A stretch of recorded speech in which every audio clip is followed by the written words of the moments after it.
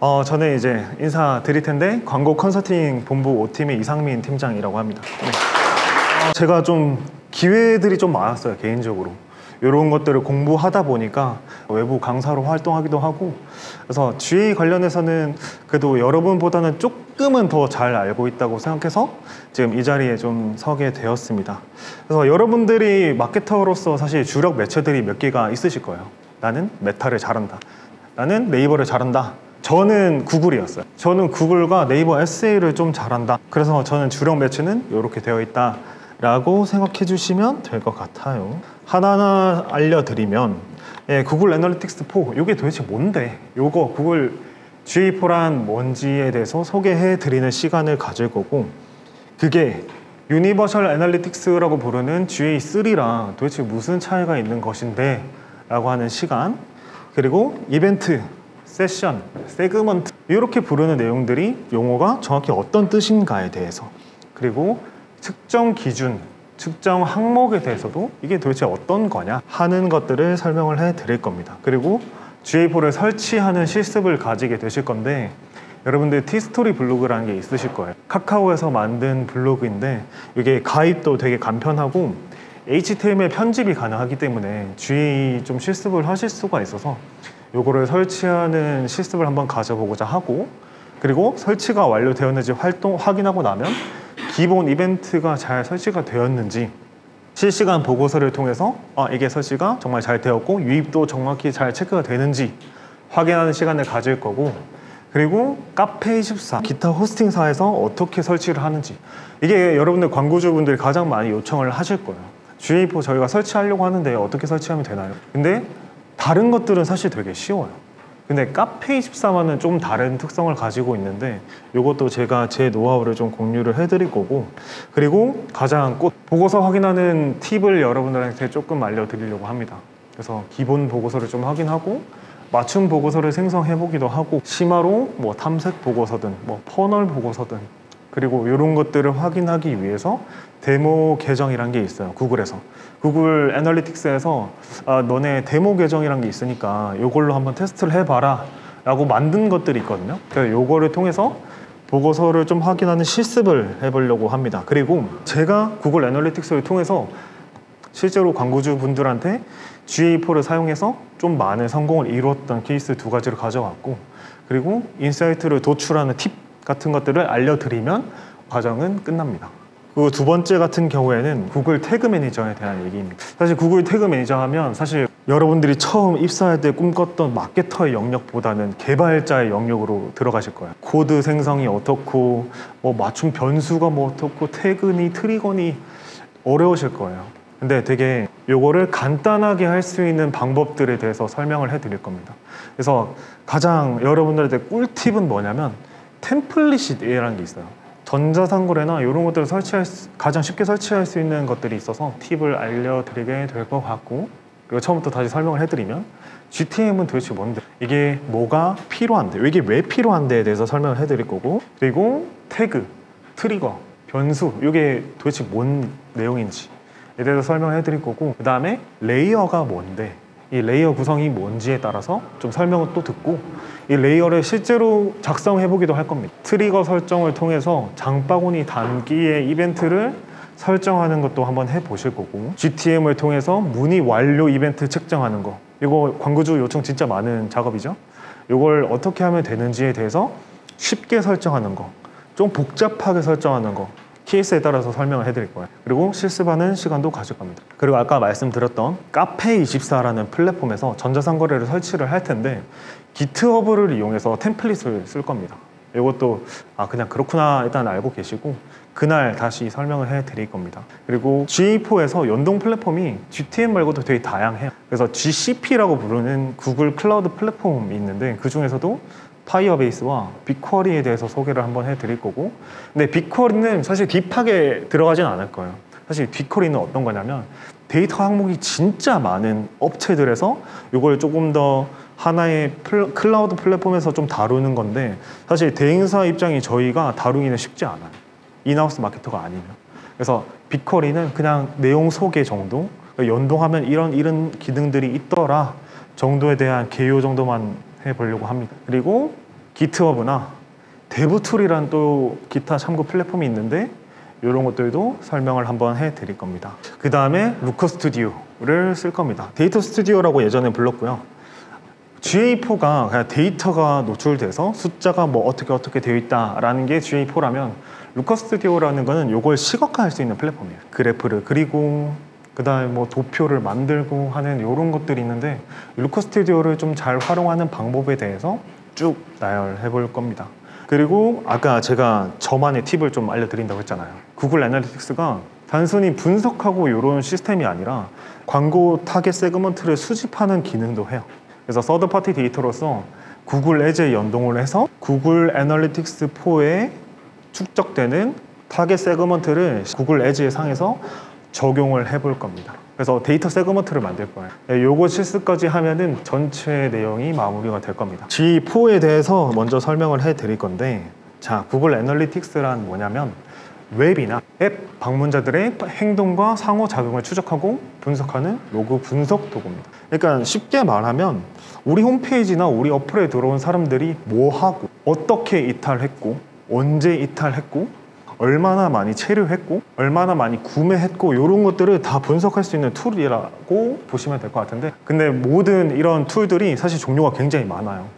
여러분들 많이 아시는 구글 애널리틱스부터 시작해서 뭐 태블로라든지 앱스플라이어라든지 이런 되게 다양한 분석 툴들이 있는데 그 중에서 왜 우리는 구글 애널리틱스를 써야만 하는가에 대해서 쭉 얘기를 해보려고 해요. 근데 사실 제일 많이 쓰는 이유는 무료기 때문에 그렇긴 해요. 태블로고 그렇고 에어브리지도 그렇고 막 이런 툴들은 사실 비용료가 정말 비싸요. 이런 특히 앰플리튜드 같은 것들은 뭐 1년에 한 2천만 원 하기도 해요. 이런 분석 툴 자체가. 근데 그런 거에 비해서는 굉장히 저렴한데 이게 왜 저렴한지와 이게 역사가 어떻게 되는지부터 제가 좀 설명을 해드릴게요. 원래 스타트업 기업 중에 얼친이라는 회사가 있었어요. 원래는 카페24처럼 호스팅하고 웹사이트 제작하던 회사였어요. 근데 얘네가 제작을 하다 보니까 방문자들에 대한 데이터를 좀 알아야 될 필요가 있네? 라고 느껴가지고 이 로그 분석 툴을 하나 만들었는데 구글이 얘네들의 진가를 좀 알아보고 2005년에 얘네들이 인수를 했어요. 그리고 이제 구글이 얼친이라는 회사의 기술력을 갖게 되면서 어느 순간 이름을 딱 바꾼 게 구글 애널리틱스라고 보시면 돼요. 이게 지금까지 넘어와서 구글 애널리틱스 4번째 버전인 GA4가 되었다라고 아시면 될 것 같아요. 그래서 여러분 UTM 많이 들어보셨죠? 구글 애널리틱스에 들어온 사람들의 경로를 파악할 수 있는 파라미터를 UTM이라고 불러요. 얼친 트래킹 모듈이라고 해서 UTM이라고 불러요. 이제 조금 이해되시죠? 이게 좀 지루한 내용일 수는 있지만 여러분들 기억하시기는 좀 더 편하실 거예요. 왜 이렇게 꼬리표를 다는 게 왜 UTM인가? 그냥 이 첫 번째 회사였던 얼친을 기리기 위해서 만든 코드라고 봐주시면 될 것 같아요. 그래서 지금 구글 애널리틱스를 분석하는 사람들에 따르면 전 세계 상위 10,000개, 이거 좀 잘못 적었는데 10,000개의 웹사이트 중에 72% 정도가 GA를 사용 중이래요.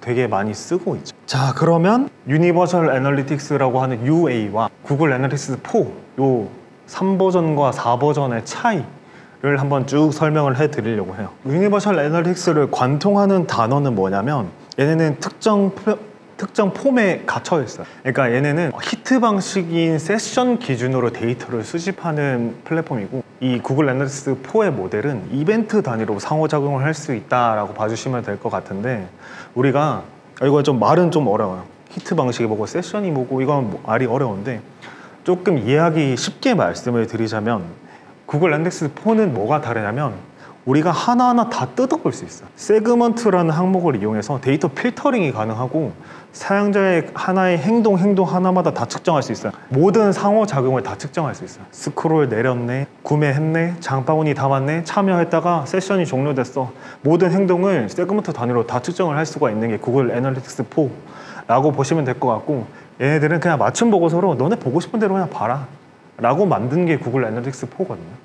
그래서 우리가 맞춤 보고서라고 부르는 이 항목이 유니버셜 애널리틱스에서는 사용자 정의 보고서라고 하는데, 이걸 원래는 되게 접근하기 어려웠었던 항목들 자체가 구글 애널리틱스 4에서는 되게 쉽게 바뀌었다 라고 보면 될 것 같은, 기본 데이터 모델링 제공이 되게 증가했다라고 보시면 될 것 같아요. 보고서로 그냥 숫자 뭐 이런 식으로 보냈던 게 그래프로도 노출되면서 채널 그룹별로 기여도 모델링이 어떻게 이루어져 있느냐, 얘네 기여도를 몇 점으로 배분할 거냐, 그래서 모든 상호작용을 측정할 수 있기 때문에 자유도도 굉장히 높은 편이에요. 사람들이 등록하는 링크를 클릭했다든지 스크롤 뎁스를 클릭했다든지 이런 것들을 그냥 기본 이벤트로 제공하겠다라고 했어요. 그래서 링크 클릭이나 스크롤 뎁스에 대한 것들은 우리가 별도 이벤트로 설치하지 않아도 보실 수가 있어요. 자, 그리고 원래 유니버셜 애널리스트에서는 빅쿼리 내보내기 기능 같은 것들 유로 버전인 360 버전에서만 오픈되었어요.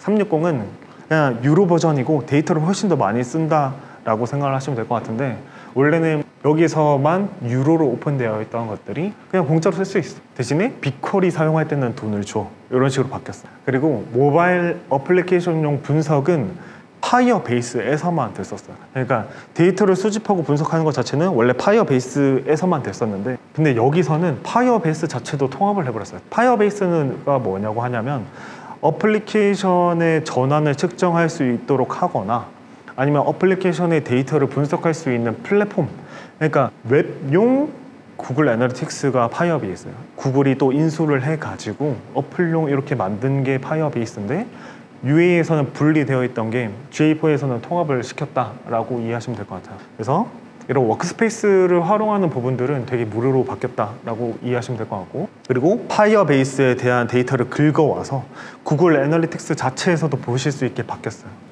그러니까 개별 설정은 좀 필요하긴 하겠지만 GA4에서 다양한 기능들을 볼 수가 있고, 그때 뭐 스마트 스토어에 대한 데이터를 구글 애널리틱스에서 볼 수 있냐라고 물어보면 가능해요. 데이터 같은 것들을 긁어와서 여기서 데이터를 업로드를 해버리면 구글 애널리틱스에서 보실 수 있어요.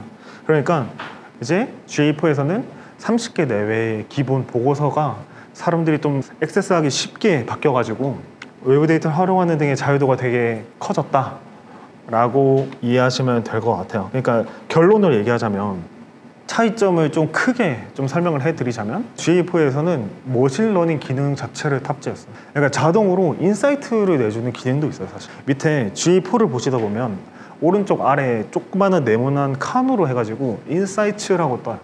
그래서 지금 전환 측정이 잘 되고 있지 않습니다, 아니면 지난주에 비해 트래픽이 한 200% 감소했습니다, 이런 식으로 떠요. 이런 기능들이 머신러닝 기능 자체가 GA4에서 들어갔다라고 하면 될 것 같고, 그리고 원래는 되게 틀 안에서만 가능했었던 것들, 우리 이런 틀을 좀 고급스럽게 얘기하면 스키마라고 얘기해요. 이런 데이터 스키마 자체가 되게 자유로워졌다라고 이해하시면 돼요. 고급스럽게 얘기하면 웹, 모바일 전반에 거친 통합 데이터 스키마가 되었다. 이렇게 이해하시면 될 겁니다. 그리고 개인정보 중심의 설계가 되었다. 그리고 GCP라고 부르는 연계성이 되게 커졌다. 요거에 대한 플랫폼이 되게 커졌다. 요 마케팅 플랫폼은 뭐가 있냐면 구글 애즈, GA4, 구글 태그 매니저, 빅쿼리 뭐 이런 것들이 있어요. 되게 다양해요. 그러니까 이런 게 있다. 그래서 사실 GA4를 정말 잘 쓰려면 이 GCP를 잘 써야 돼요. 근데 우리 마케팅 대행사가 GCP를 활용하기에는 어느 정도 한계성이 있어. 그러니까 요거는 떼어놓고 우리가 기본적으로 광고주가 요청하는 거 잘 해드릴 수 있도록 제가 좀 설계를 했다, 이렇게 강의를 좀 짜봤다라고 이해하시면 될 것 같아요. 이제 용어 정리가 나왔는데, 아까 제가 세션이 어떻고 이벤트가 어떻고 세그먼트가 어땠다 뭐 이렇게 얘기를 드렸잖아요. 좀 어렵긴 한데 조금 최대한 간단하게 설명을 해드리면, 이벤트는 그냥 말 그대로 이벤트, 내가 빵을 먹었다, 물을 마셨다, 내가 걸어갔다, 아니면 어떤 사람이 우리 홈페이지에 방문했다, 이탈했다, 물건을 샀다, 이런 데이터 수집의 원자 단위가 이벤트. 그래서 구성에 따라서 웹 또는 앱에서 일어나는 뭐 상호작용이 구글 서버에 이벤트가 전송이 된다. 그래서 요거를 G태그라고 하는 코드로는 작성을 이렇게 해요. 이것도 사실 몰라도 돼요. 이걸 아예 모르고 그냥 GTM에서 하시면 될 텐데, 이렇게 구성이 된다 정도만 아시면 돼요.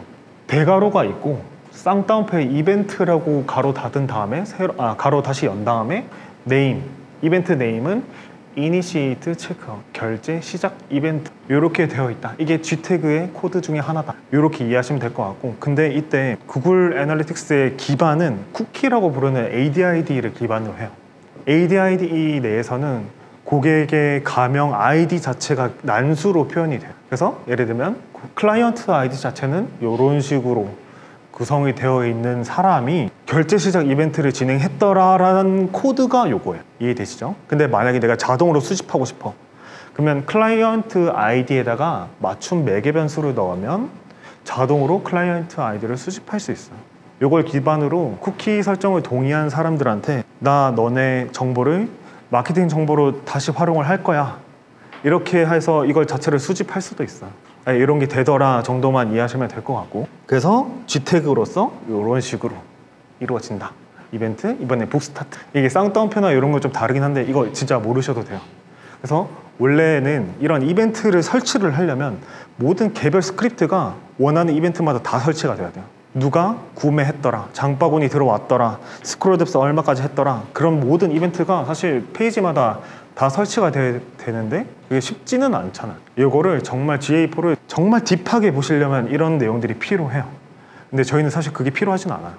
요거를 구글 태그 매니저를 통해서 간편하게 설치하는 것도 알려드릴게요. 제가 기본적인 이벤트가 제공이 된다라고 했었는데 이게 라이브러리라는 항목에서 보여지게 돼요. 페이지 뷰, 비디오 뷰, 클릭, 파일 다운로드, 스크롤 이런 것들이 다 되는데 이건 조금 그냥 넘어가시면 될 것 같고, 여러분들이 가장 많이 배우고 싶어 하시는 항목일 수도 있어요. 전자상거래를 설정하는 이 레이어를 어떻게 설정을 하냐, 이걸 G태그 상에서는 이런 식으로 설정을 해요. 이거를 제가 그냥 한번 보여드리고 그냥 쭉 넘어가도록 할 텐데, G태그 상에서 코드 생성을 하게 되면 클라이언트 아이디는 이거는 매개 변수라고 보시면 될 것 같고, 클라이언트는 이렇게 자동으로 수집을 하고, 이벤트 네임은 purchase, 구매하는 사람들에 대한 거라고 봐주시면 될 거고, 이것도 그냥 변수고, 커런시라고 하는 건 뭐냐면 통화예요. 통화. 돈에 대한 통화를 어떤 방식으로 설정할 건지에 따른 거예요. KRW라고 하는 거는 한국 원달러로 하겠다. 요거를 매개 변수를 통해서 다 설정을 해주셔야 돼요. 그리고 뭐 트랜잭션 아이디는 뭐 이런 식으로 설정을 하겠다. 그 다음에 거래 밸류, 거래 가치는 한 58,900원으로 하겠다라고 하셔도 되고, 이거는 만약에 매개 변수를 안 쓰고 숫자로만 쓰면 어떤 식으로 일어나냐면, 구매가 한 번 일어나면 무조건 58,900원으로 찍혀요. 근데 사람들이 웹사이트에서 구매하는 항목은 구매당 되게 다르잖아요. 누구는 10,000원 구매하고 누구는 100,000원 구매하고 되게 다르잖아요. 이거를 트랜잭션 밸류라고 하는 맞춤 매개 변수를 등록을 하게 되면 그 사람이 구매하는 양만큼 찍히게 돼요. 세션은 뭐냐면 간단하게 생각하면 우리 홈페이지에 딱 들어왔으면 세션이 1 딱 시작한 거야. 그런데 이 사람이 30분 동안 움직임이 없건 24시가 지났거나 세션이 그 홈페이지를 딱 꺼가지고 종료됐으면 원래는 세션이 초기화됐어요. 예를 들어서 제가 11시 50분에 딱 세션을 시작했어. 그리고 나서 밤 12시가 지났어. 그럼 세션이 2 찍히겠죠? 왜냐면 12시 딱 지나가면 세션이 초기화되고 신규 세션이 된다라는 걸 기준으로 말하기 때문에, 그래서 원래 UA까지는 그런 식으로 수집을 했었는데 GA4에서는 그냥 1로 찍혀요. 12시 기준이 아니라 그냥 세션 종료는 웹사이트나 어플리케이션 접속을 종료하거나 어플 종료한 경우 세션이 종료되고, 그냥 30분 이상 행동이 없는 경우도 세션이 종료되었다라고 표시를 하게 돼요. 이 가지 그냥 되게 간소화했다라고 보시면 될 것 같아요. 원래 사람들은 웹사이트를 여러 번 방문해요. 그렇다 보니까 여러 번 이탈하고 재접속하게 되면 그만큼 세션 수가 찍혀요. 그래서 보통 사용자 수보다는 세션 수가 항상 많아. 그래서 재방문율을 우리가 계산을 할 때는 보시면 세션 수를 사용자 수로 나눠요. 그러면 재방문율이 높다라고 우리가 표현을 하게 되면 이건 리텐션이라고 하는 고객 체류가 높다라고 우리가 표현을 하게 되는 거고, 근데 이게 리텐션이 높다는 게 항상 좋다는 건 사실 아니에요. 우리가 세션이란 걸 개념을 이해할 때 재방문율이 되게 높다, 근데 반드시 이게 좋은 성과를 나타내는 그런 건 아니고, 리텐션이 좋다라는 거는 그냥 굿, 배드 이런 지표이기보다는 그냥 참고용이라고 아시면 될 것 같아요. 예를 들면 업종 특성상 재방문율이 높을 수 있어요. 예를 들면 어떤 거요? 전자제품. 우리가 한 번 구매를 할 때 여러 번 보잖아요. 이게 비싸니까. 그런 경우에는 리텐션 비율이 보통 높아요. 또는 단순히 퍼널 설계를 기가 막히게 했을 수도 있어요. 그 사람. 그래서 성과가 잘 나오는 거라 당연히 리텐션이 높게 나올 수도 있어요. 또는 리타게팅 광고 비율이 정말 너무 많은 경우, 한 번 들어오면 죽을 때까지 쫓아가. 그래서 어떻게든 리텐션을 높여. 뭐 이런 경우도 있을 거고. 그러니까 리텐션이 높다는 말은 그냥 좋다, 아니다 이런 게 아니라 그냥 원인은 되게 다양하기 때문에 그냥 좋을 수도 있고 나쁠 수도 있다. 그게 세션이 좀 가리키는 지표 중에 하나다라고 이해하시면 될 것 같아요. 그래서 이벤트, 아까 보셨던 그 이벤트로 보면 세션은 세션 스타트 횟수를 기준으로 매기게 돼요. 그러면 신규 사용자, 그러니까 신규 방문자 같은 경우에는 우리가 구글 애널리틱스 4의 수집 기준 자체는 쿠키가 쌓이는 걸 기준으로 한다라고 말씀을 드렸는데, 이게 ADID라고 하는 쿠키가 신규로 수집된 사람을 신규 방문자라고 해요. 그래서 구글 애널리틱스 여러분들 보고서 보시면 아시겠지만 신규 사용자 보고서가 있거든요. 예, 그거는 전체 방문자 수 중에 신규 방문자 수를 나눈 값이라고 봐주시면 될 것 같아요. 반대로 얘기했네요. 어쨌든 그리고 나서 이탈률이라고 하는 것들은 여러분 바운스 레이트라고 할 텐데 가장 많이 보는 지표 중에 하나일 수도 있어요. 이탈률이 왜 이렇게 많이, 광고주가 이렇게 많이 얘기하기도 하거든요. 그러니까 세션을 딱 시작하고 나서 한 개의 페이지만 딱 보고 나가면 이걸 이탈률이라고 해요. 이탈되었다라고 얘기해요. 근데 이게 좋은 거일 수도 있고 나쁜 거일 수도 있어요. 예를 들면 여러분들 광고 딱 돌려가지고 랜딩 페이지 딱 도착했어. 그리고 나서 그 페이지 자체에서 문의 남기고 이탈했어. 그러면 이탈률이 높아도 고객 인게이지먼트는 높죠? 되게? 근데 그게 아니라 물건을 산다고 가정해봐요. 근데 물건을 사는 거면 상세 페이지 보죠? 다른 상품 보죠? 장바구니 담죠? 장바구니 담아서 우리 주문자 정보를 입력하고 결제하는 페이지로 넘어가요. 적어도 여러 개의 페이지를 방문하게 돼요. 그래서 바운스 레이트는 일반적으로 낮을수록 좋긴 한데 이것도 비즈니스 상황에 맞게끔 좀 다르다라고 봐주시면 될 것 같아요. 그리고 세그먼트라고 하는 건 뭐냐면 여러분들 진짜 많이 듣는 단어일 수도 있는데 한국어로 얘기하면 되게 다양해요. 조각, 파편 이런 말도 있고 세분화라는 뜻도 되고 그냥 이거 자체가 그냥 하나를 뭔가 세분화한다라고 이해하시면 될 것 같아요. 예를 들면 타겟을 세그먼테이션 한다라고 하는 거는 연령, 나이, 국가, 지역 나눈다. 아니면 검색 광고에서 세그멘테이션 해야 된다라고 얘기하면 시간대 나눠야 되고 요일 나눠야 되고 성별 나눠야 되고 그 나이 나눠야 되고 이런 것들을 세그멘테이션 한다라고 얘기를 해요. 그래서 분석하고자 하는 사람을 원하는 대로 필터링하는 거야. 나는 외국에서 들어오는 사람들은 다 무시하고 한국에서 들어오는 사람들만 볼 거야. 구글 애널리틱스 4는 살짝 세그멘테이션에 특화되어 있다라고 보시면 될 것 같아요. 그리고 측정 기준이라고 하는 거는 뭐냐면 우리가 아까 이따 나중에 보고서를 보면 알겠지만 우리가 왼쪽에 뭔가 측정 항목이 있고 오른쪽에 값이 있어요. 그쵸? 왼쪽에 있는 값들이 측정 항목이에요. 이걸 매트릭스라고 해요. 측정 항목이라고 얘기하고 오른쪽은 측정 항목이고 측정 기준이라고 얘기하는데 측정 기준 같은 경우에는 보통 뭐 채널 그룹이 될 수도 있고 뭐 세그먼테이션이 될 수도 있고 되게 다양해요. 그래서 성별이 될 수도 있고 그러면 성별이라면 남성, 여성, 알 수 없음 이런 식으로 되겠죠. 매트릭스라고 하는 측정 항목 같은 거는 기준의 값이라고 얘기하고 그 다음에 기여 같은 거는 뭐냐면 이것도 여러분 많이 들어보셨을 텐데 전환까지 딱 도달했을 때 유입 경로 그리고 접속 경로들을 모든 걸 다 분석을 해. 그리고 나서 전환 성과에 대한 부분들을 점수를 딱 매겨요. 구글 애널리틱스에서 가장 특화되어 있는 부분은 뭐냐면 이 기여 분석에 대해서 자동화가 돼 있어. 원래 광고는 여러분들 광고는 기여 설정을 선택하게 돼 있어요. 디폴트 값은 있지만 보통 선택하게 되어 있는데 여러분들 보통 많이 보시게 되는 건 뭐냐면 간접 전환으로서 기여 기간을 며칠 선택하는 게 일반적인 기여 분석 설정이에요. 네이버 검색 광고 같은 경우에는 기여 분석을 간접 전환으로 잡은 다음에 14일이 디폴트 값이에요. 근데 메타 같은 경우에는 조회 후 1일, 클릭 후 7일 뭐 이런 식으로 선택을 할 수도 있고 구글 같은 경우에는 14일, 30일, 90일 이런 식으로 선택을 할 수가 있는데 그러면 구글 애널리틱스는 어떤 기여 분석 모델을 쓰냐면 데이터 모델링이라고 하는 자체 머신러닝 개념을 써요. 예를 들면 누가 검색 광고에서 들어왔고 누가 배너 광고를 통해서 들어왔고 이게 둘 다 들어온 사람도 있을 거고 각자의 기여 분석 모델이 다 달라. 이거를 자동으로 계산을 해요. 그래서 각자의 점수를 매겨서 나와. 이벤트에 대한 값어치도 마찬가지고. 그래서 가끔씩 GA4 보시다 보면 구매 전환 값들이 숫자로 그러니까 예를 들면 15,000원 뭐 이런 식으로 떠야 되는데 뭐 894원 이런 식으로 뜨는 경우들 혹시 본 적 있으세요? 이거를 보셨으면 GA4 되게 세심하게 보신 거예요.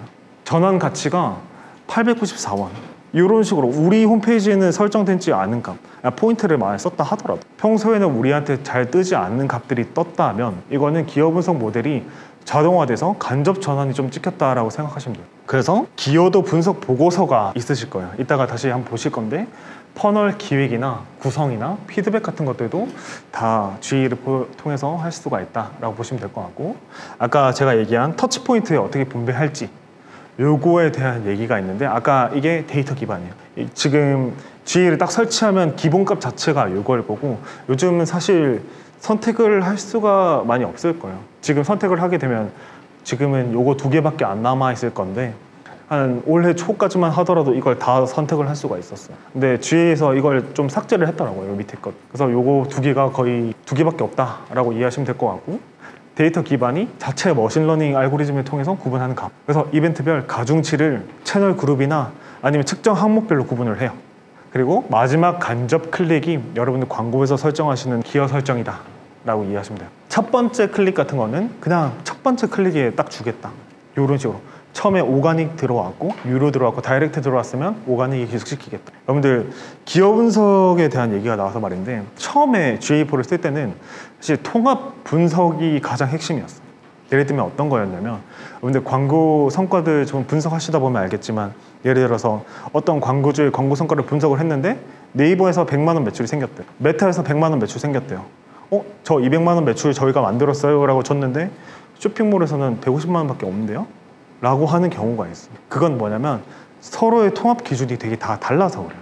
각자 매체별로, 매체는 매체사의 입장을 얘기하면 매체사들은 우리 광고했을 때 광고 성과가 좋았어 라고 얘기할 만한 의무가 있어요. 네이버도 그렇고 카카오도 그렇고 메타, 그거 다 마찬가지.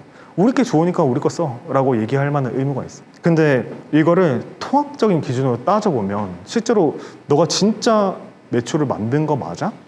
라고 물어보면 다를 거예요. 그걸 보기 위한 게 GA4예요. 그래서 기업 분석을 통합적으로 보기 위해서 GA4를 쓴다라고 이해하시면 될 것 같고, 그 다음에 선형, 전환에 기여한 모든 채널에 가중치로 반영을 해요. 예를 들면 3개의 채널이 반영되었다 하면 3분의 1, 33%, 33%, 33% 이런 식으로 리니어한 전환이 일어났다라고 표현을 하고, 그다음에 위치 기반, 시간 가치 하락, 광고 선호 이런 것들도 있는데, 이거를 어디서 설정하냐면 GA4 딱 열었을 때 관리 항목에 들어가서 데이터 표시 이벤트에 들어가면 이런 식으로 주요 기어 분석 모델을 선택할 수 있어요. 그래서 가장 디폴트가 되어 있는 값은 데이터 기반인데, 요거는 각자의 비즈니스 상황에 따라서 바꿀 필요도 있어요. 난 데이터 기반이 아니라 간접 전환을 그냥 잡을래. 너네가 말하는 머신러닝 개념 솔직히 이해 잘 못하겠어. 그냥 간접 전환 잡을 수도 있고 요거를 바꿀 수도 있지만, 일단 디폴트 값은 이렇게 되어 있고 이게 막 나쁘지는 않다라고 일단 소개를 한번 해드립니다. 그리고 하나 더 설명을 해드리자면, 우리가 GA4를 측정하는 기준 자체는 쿠키가 우리한테 들어왔냐 마냐인데 개개인별로 유효 기간은 다 달라요. 여러분들 특히 외국 홈페이지 같은 거 좀 들어가시게 되면 홈페이지 들어가자마자 밑에 배너로 쿠키를 수집하시겠습니까? 뭐 기간 설정하는 거 있고 되게 다르죠. 개개인들마다 쿠키를 수집하는 기간은 다 달라요. 그리고 또 쿠키를 임의적으로 삭제하는 경우도 있고 차단하는 경우도 있어요. 그런 것 때문에 기어 분석 모델이 모든 사용자에게 동등하게 고르게 적용된 건 아니다 라고 이해하시면 될 것 같고, 그래서 가장 이거를 이해하시기 제일 편한 건 뭐냐면, 아이폰이 제일 광고하기 어렵다라는 얘기를 많이 들어보셨을 건데, 왜 그러냐면 iOS 12 버전인가? 그 시점에서 그냥 어플리케이션을 처음 다운받게 되면 기업체들이 얘네들이 정보를 얻게 되는 값들을 기본적으로 차단하는 기능이 있어요. 이 기능이 생기게 되면서 아이폰에 광고하기 되게 어려워졌다라는 얘기가 생겼어요. 요거는 나중에 아이폰에 대한 앱 광고 하시게 되면 그런 내용 한번 찾아보시길 추천드리고요. 10분 쉬었다가 나머지 시간 해보는 걸로 합시다.